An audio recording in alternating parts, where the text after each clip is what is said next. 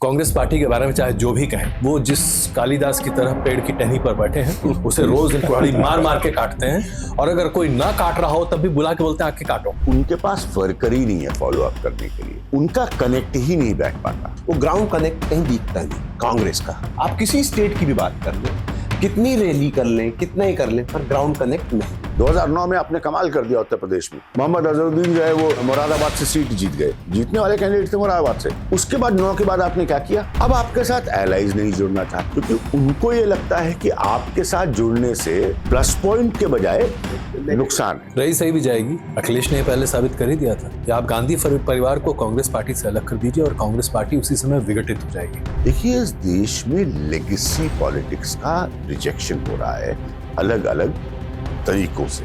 क्या ये बातें गांधी परिवार को समझ में नहीं आती कि आप सिर्फ नाम से अपनी थाती नहीं चला सकते? गांधी परिवार का कोई सदस्य ग्रामीण विकास मंत्री तो बनता नहीं। अब एक व्यक्ति आएगा और एक परिवार में पैदा होगा, सीधे प्रधानमंत्री होगा। असम एक बार फिर हेमंत बिश्वा शर्मा के झोली में जाए, जिसमें बहुत आश्चर्य नहीं होगा लोगों। इतने आरोपों के बावजूद बीजेपी ने ठोक के हेमंत बिश्वा शर्मा को बैक किया। आपने वो काम किया गौरव गोगोई के साथ। इतना एक पूरा युग बीत गया।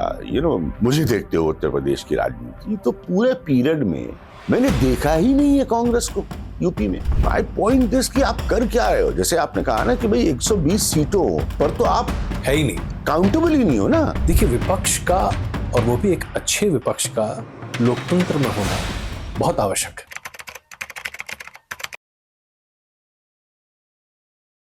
– 2026 में चुनावों का माहौल मई तक गर्म रहने वाला है, और ऐसे में मुख्य विपक्षी पार्टी कांग्रेस, आखिरकार उसकी नियति और नियत क्या होने जा रही है और क्या हो सकती है? देखिए, अगर आप बात करें, अभिज्ञान और प्रवीण हमारे साथ मौजूद हैं और हम इस विषय पर चर्चा कर रहे हैं।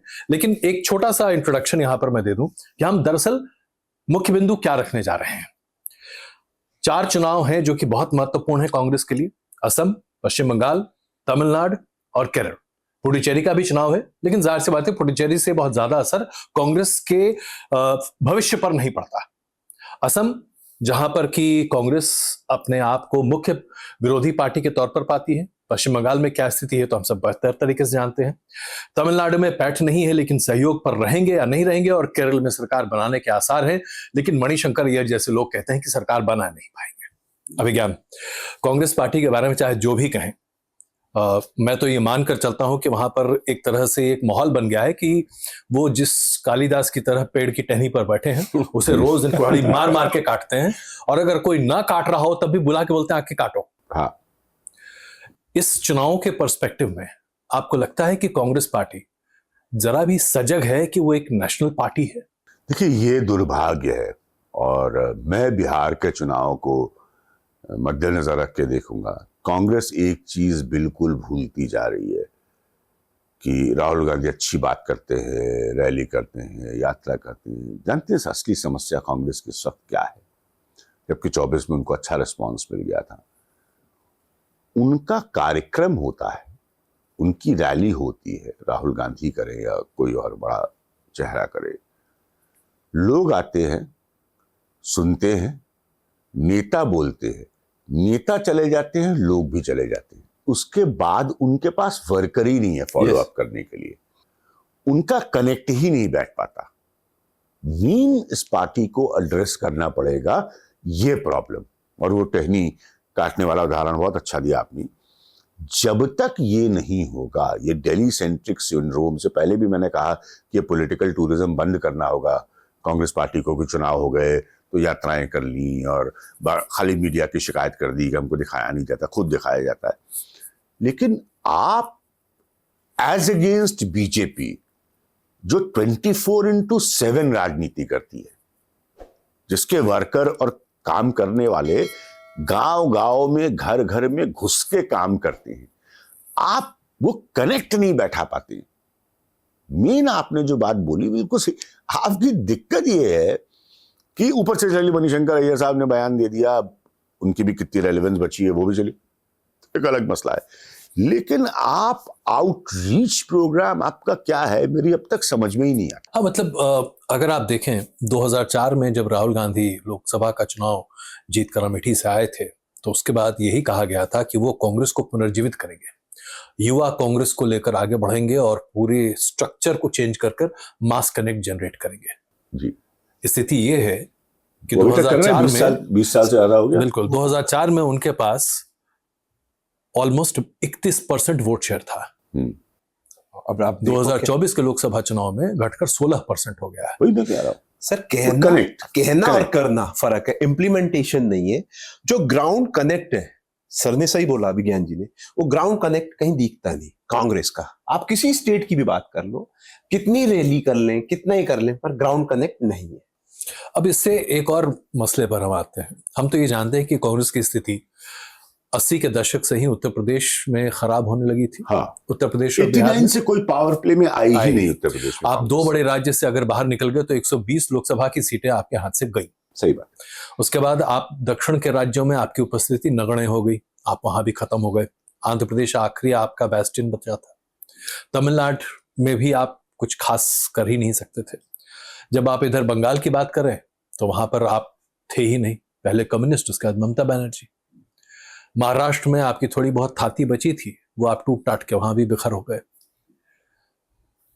जैसे ही बीजेपी के मुकाबले कांग्रेस की बात आती है, जो डायरेक्ट फाइट है, यहां पर तो कांग्रेस खड़ी ही नहीं हो पाती। और अगर इसकी शुरुआत हम गुजरात से लेकर चले, जहां से सबसे पहले बीजेपी ने कांग्रेस को पटकनी देनी शुरू की, वहां से अभी तक आप इस दो बड़ी पार्टियों के बीच के इस द्वंद्व या सो कॉल्ड फाइट को कैसे देखते हैं? Lack of consistency. देखिए कांग्रेस, और मैं हमेशा से कहता आया हूं, और ये कांग्रेस के बड़े से बड़े नेता सुने, उसकी पोजीशन चाहे वो बीजेपी की तरह 2 सीट पे आ जाए, राष्ट्रीय विकल्प की पार्टी वो हमेशा रहेगी। ये उसको समझने की जरूरत है। वो प्रिंसिपल नेशनल ऑपोजिशन पार्टी हमेशा रहेगी, चाहे उसकी आंकड़ों में हैसियत रीजनल पार्टी से भी छोटी हो जाए। यही तो उनको समझ में नहीं आ रहा है। उस पॉइंट को एक्सपैंड करने की जरूरत है। गुजरात का आपने उदाहरण दिया, एक चुनाव कितना अच्छा लड़ा कांग्रेस ने, ऑलमोस्ट बीजेपी के लिए हालत खराब कर दी उन्होंने। बिल्कुल। तो जब आप अच्छा कर लेते हैं, 2009 में आपने कमाल कर दिया उत्तर प्रदेश में, मोहम्मद अजहरुद्दीन जो है वो मुरादाबाद से सीट जीत गए। हाँ, वो जीतने वाले कैंडिडेट थे मुरादाबाद से। उसके बाद 9 के बाद आपने क्या किया? बिल्कुल। यूपी में क्या अचीव किया आपने? तो प्रॉब्लम कांग्रेस की है कि पैचेस में वो अच्छा करती है, फिर कंसिस्टेंट नहीं है, फिर वो उसी एडवांटेज को फोरगो कर देती है। उसके हाथ से वो एडवांटेज नहीं। 24 में आपने अच्छा किया, बिल्कुल। अब नौबत, जो बड़ी बात अजय मैं आपसे कहना चाहता हूं, अब नौबत यह है, मैं ये जानता हूं अच्छे तौर से कम 27 में होने वाले यूपी इलेक्शंस को देखते हुए, अब आपके साथ एलाइज नहीं जुड़ना चाहते। क्योंकि तेजस्वी का उदाहरण, क्योंकि उनको ये लगता है कि आपके साथ जुड़ने से सेटबैक उनको प्लस पॉइंट के बजाय नुकसान है। रही सही भी जाएगी। अखिलेश ने पहले साबित कर ही दिया था यूपी में। तो ये चीजें, तो अब मतलब इतना एक पूरा युग बीत गया, मुझे देखते हो उत्तर प्रदेश की राजनीति, तो पूरे पीरियड में मैंने देखा ही नहीं है कांग्रेस को यूपी में। यस सर, उत्तर प्रदेश के 90s से भी अगर मैं गिनूं तो आज तक मैंने कांग्रेस को यूपी में देखा ही नहीं है। 4 आदमी की पार्टी है, वहां 4 फैक्शन है। कोई बड़ा नेता उत्तर प्रदेश में कोई है? पैदा ही नहीं हुआ, कोई चेहरा ही नहीं पैदा आप हुआ। देखो ना, हम लोगों ने जब से अपने करियर शुरू किया, एटलीस्ट मैं कह सकता हूँ 92 से मैंने काम करना शुरू किया है जी, उत्तर प्रदेश में कांग्रेस के अस्तित्व को नगण्य होते देखा। वहां आज तक कांग्रेस की कोई पुनर्जीवन की तो बात ही नहीं हुई, जबकि हम जानते हैं कि गांधी परिवार ने इमरान प्रतापगढ़ी तो कांग्रेस को रिवाइव करेंगे यूपी में। तो आपको पता भी नहीं कि कौन आपको चेहरा बनाना है, आपको जाति समीकरण नहीं समझ में आए। आप कभी, जैसे बीजेपी ने 14 में कमाल किया, अमित शाह ने अपना दिमाग लगाया, तो छोटी पार्टियों के अलायंसेस हुई, उस तरह की भी कोई आप प्रयोग नहीं कर पाए। बड़े अलायंसेस आपने जब भी किए अखिलेश यादव के साथ, वो क्लिक ही नहीं किए। तो माय पॉइंट दिस कि आप कर क्या रहे हो? जैसे आपने कहा ना कि भाई 120 सीटों पर तो आप है ही नहीं, काउंटेबल ही नहीं हो ना। और वो 120 सीटें सिर्फ आंकड़ों से मैटर नहीं करती, वो राय और ओपिनियन से बहुत मैटर करती है, क्योंकि वो उत्तर प्रदेश बिहार से आती है, जहां के लोगों को राजनीति में भयानक रुचि है। अब इससे एक स्टेप आगे बढ़ते हैं। देखिए, इसमें तो कोई शक नहीं है कि हर पार्टी को ड्राइव करने के लिए या तो आइडियोलॉजिकल फोर्स की आवश्यकता होती है, हाँ, जो कि आरएसएस के जरिए भारतीय जनता पार्टी के पास है, या फिर आपको एक चेहरा या लीडरशिप की जरूरत होती है, जो इंदिरा गांधी, पंडित नेहरू सरी के नेताओं की वजह से कांग्रेस में था। आज प्रधानमंत्री नरेंद्र मोदी बीजेपी के साथ हैं, तो उनके पास आइडियोलॉजी भी है, चेहरा भी है। कांग्रेस के पास आइडियोलॉजी की कमी पहले भी थी, रिलेटिवली अगर आप देखें तो, डिफाइंड आइडियोलॉजी जिसकी बात मैं करूं, और चेहरे की कमी अब खल रही है। क्या ये बातें गांधी परिवार को समझ में नहीं आती कि आप सिर्फ नाम से अपनी थाती नहीं चला सकते? सर, अगर समझ में आ रही होती, हाँ प्लीज प्लीज सर, अगर समझ में आ रही होती तो चेहरा बदल गया होता ना कांग्रेस का भी। आपने कहा उन्हें चेहरा है ही नहीं, एक ही चेहरा है। देखिए, इसमें एक बात को मैं मानता हूं कि आप गांधी परिवार को कांग्रेस पार्टी से अलग कर दीजिए और कांग्रेस पार्टी उसी समय विघटित हो जाएगी। ये वो एक बाइंडिंग फैक्टर है। बहुत सारे नेता हैं, लेकिन एक यूनिवर्स चाहिए जहां वो मिलकर रह सके। जितने लोग कांग्रेस से अलग हुए, वो खुद बहुत ज्यादा कमाल कर पाए, ऐसा हुआ नहीं हिस्टोरिकली। लेकिन देखिए, दो चीजें हैं यहाँ पर, थोड़ा मैं इस पे ना इत्तेफाकी रखता हूं। देखिए, सबसे ज्यादा अगर कोई पॉलिटिकल पार्टी स्प्लिट हुई है तो वो कांग्रेस ही है। कामराज के समय से कांग्रेस को बदलने का प्रयोग था। दूसरी बड़ी बात जो नहीं समझ पा रहे हैं लोग, और आपने अभी इशारे में उसको कह दिया, लेकिन ये बहुत गहरा स्टेटमेंट है जो आपने कहा है। देखिए, इस देश में लेगेसी पॉलिटिक्स का रिजेक्शन हो रहा है अलग अलग तरीकों से। अब 37% आपकी 2011 की सेंसस है जो बताती है कि 37% नौजवान है। आज मैं उसको बढ़कर कम से कम 39-40 के करीब मानता हूं। वो नौजवान इतना एस्पिरेशनल है कि वो कहता है, भाई हमें तो पूरे जीवन संघर्ष करना है। हम और आप आज भी संघर्ष कर रहे हैं लंबे करियर्स और सफल करियर्स के बाद। अब एक व्यक्ति आएगा और एक परिवार में पैदा होगा, सीधे प्रधानमंत्री होगा। मैंने पहले भी ये कहा है, आज भी मैं कह रहा हूं, आलोचना से नहीं, लेकिन हकीकत यह कि गांधी परिवार का कोई सदस्य ग्रामीण विकास मंत्री तो बनता नहीं, वो सीधे आएगा प्रधान। तो ये फैलेसी है, ये बहुत चल चुकी है, लेकिन नरसिम्हा राव इसका उदाहरण है। मैं उस पहली अमेठी की रैली में मौजूद था जब सोनिया गांधी ने कहा था पहली बार आके सार्वजनिक तौर पर कि Rajiv Gandhi assassination probe study against Narasimha Rao. Narasimha Rao was a very good prime minister despite the allegations on him, और वो सर्टनली नहीं डिजर्व करते थे कि उनकी लाश कांग्रेस दफ्तर के बाहर पड़ी हो और अनअटेंडेड हो। बिल्कुल ठीक है, मैं बीजेपी की तरफ से नहीं बोल रहा हूँ, नहीं, लेकिन ये बात सही सच बात है, ये सही है। आज इस देश की आर्थिक दिशा तय करने वाले नरसिम्हा राव थे और उनके साथ थे मनमोहन सिंह। मनमोहन सिंह ने नहीं तय की थी, नहीं। ठीक है, तो कांग्रेस को इन चीजों को एड्रेस करना पड़ेगा। भारत जोड़ो यात्रा राहुल गांधी की मुझे भी बहुत पसंद आई, लेकिन भारत जोड़ो जैसी कम से कम 50 यात्रा उनको करनी पड़ेगी ताकि लोग समझे कि हाँ वो लोगों से जुड़े हैं। पॉलिटिकल इलीटिज्म क्लिक नहीं कर रहा है, ये लोग बोलना नहीं चाहते, पत्रकार तो खासतौर पर नहीं बोलना चाहते, पत्रकार आज पूरी तरह से डिवाइडेड है। लेकिन ये आरोप जब लगता है तो राहुल गांधी अगर अच्छे मुद्दे भी उठाते हैं और सही मुद्दे भी उठाते हैं तो उसकी वो प्रतिक्रिया नहीं हो पाती जो होनी चाहिए। क्योंकि एक बहुत बड़ा, मैं तो कॉलेजेस जाता हूँ, एयरपोर्ट पे लोग मिलते हैं, नौजवान बहुत मिलते हैं, बहुत बात करता हूँ, तो अब सब बहुत एस्पिरेशनल, उनको फटाफट चाहिए, सब बोल फटाफट तरक्की चाहिए, पैसा चाहिए, जॉब चाहिए, ये चाहिए, वो चाहिए। वो ऐसे व्यक्ति या ऐसे संस्था या ऐसे परिवार को, कॉर्पोरेट के साथ भी यही प्रॉब्लम हो रही है, उनके यहाँ भी खानदान पना चलता है, डायनेस्टी चलती है, तो वो उसको एक्सेप्ट नहीं कर रहे हैं। और ये बहुत सारे लोग, सोशल साइंटिस्ट इंक्लूडेड, समझ नहीं पा रहे हैं। मेरी समझ में नहीं आता क्यों। ऐसा नहीं है कि वो नए स्टार्टअप्स को एक्सेप्ट करते हैं, नए एंटरप्रेन्योर्स को एक्सेप्ट करते हैं। मुझे ऐसा लगता नहीं है कि ये समझ नहीं पा रहे हैं। जाहिर सी बात है, आप कंट्रोल नहीं छोड़ना चाहते हैं।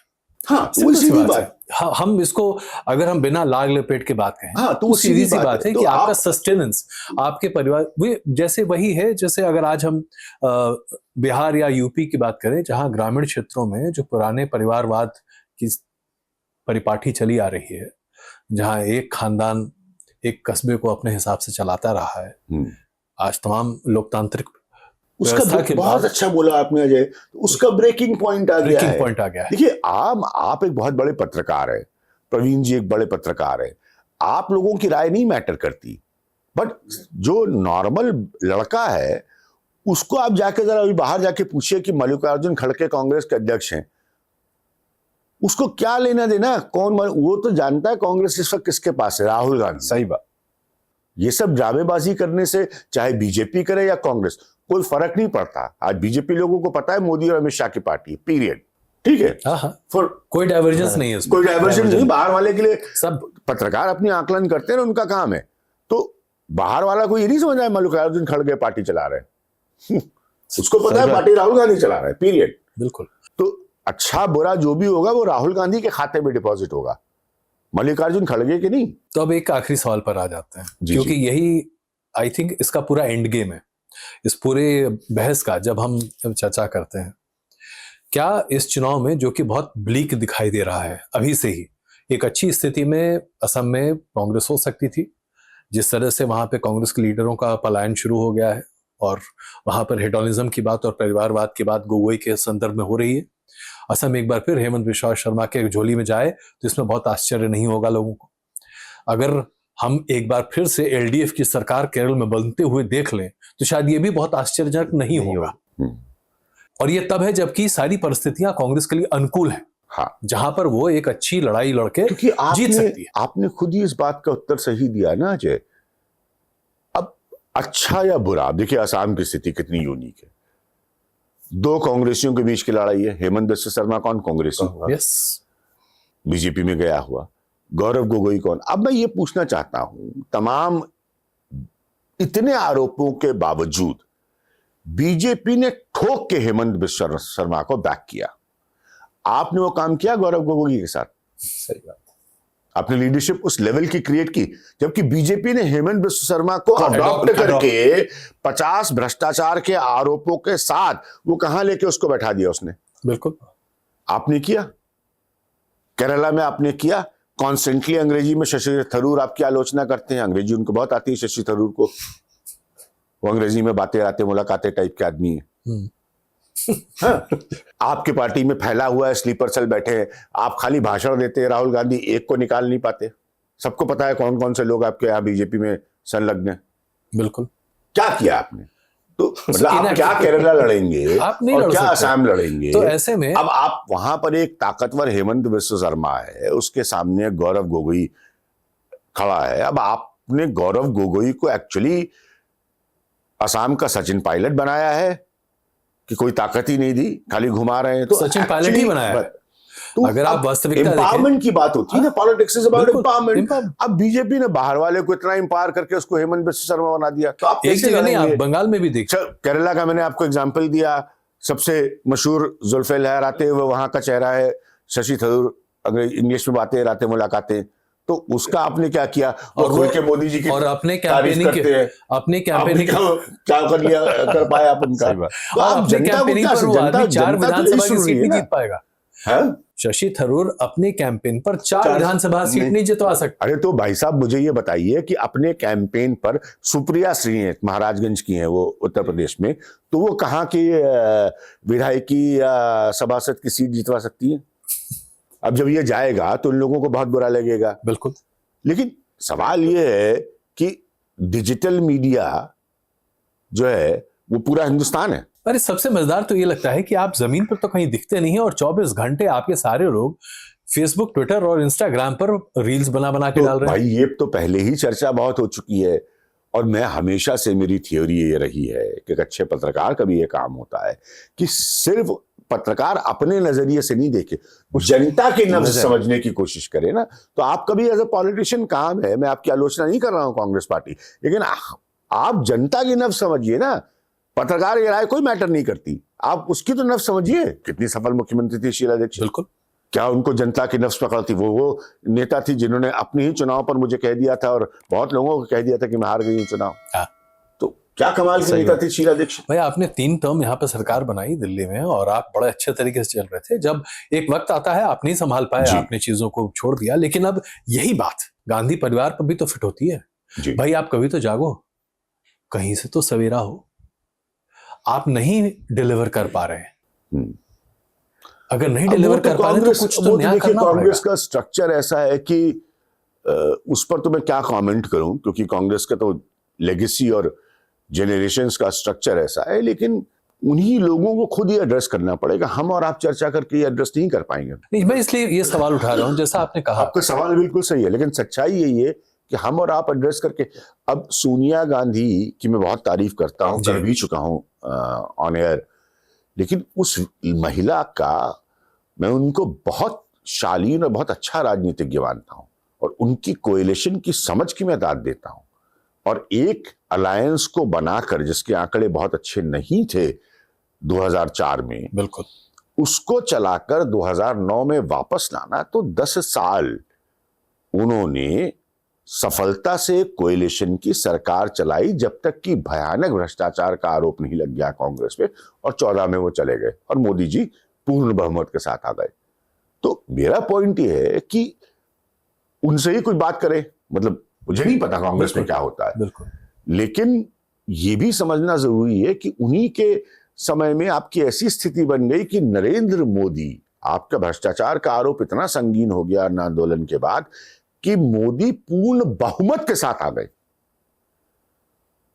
कहीं तो भयानक कम्युनिकेशन लैप्स हुआ ना। हाँ, बहुत बड़ा गैप है और आप मतलब 44 सीट पर सिमट गए थे। जी। मैंने सवाल आपसे इसलिए पूछा था क्योंकि एक बड़ी चिंता है। देखिए, विपक्ष का, और वो भी एक अच्छे विपक्ष का, लोकतंत्र में होना बहुत आवश्यक है। बहुत अच्छा, आपको साधुवाद अजय, बहुत अच्छा प्रश्न पूछा है। इसीलिए क्यों क्या कहता हूं कि कांग्रेस प्रिंसिपल ऑपोजिशन पार्टी है, चाहे उसका जो आंकड़ा हो, it has to do well. और बीजेपी कितनी अच्छी ऑपोजिशन पार्टी थी, आप सबको याद है, हम सबको याद है। क्योंकि विपक्ष का होना इस जमहूरियत में, इस लोकतंत्र में, दुनिया के सबसे बड़े लोकतंत्र में ताकतवर विपक्ष का होना बहुत जरूरी है। क्योंकि ये कमी हम सबको हर जगह हम जब दिख रही है। कांग्रेस पर चर्चा करते हैं या आलोचना करते हैं तो उसको गलत ना समझा जाए कि हमारा कोई एजेंडा है। नहीं, जरूरी सबसे बड़ी बात है कि एक सॉलिड अपोजिशन होना बहुत जरूरी।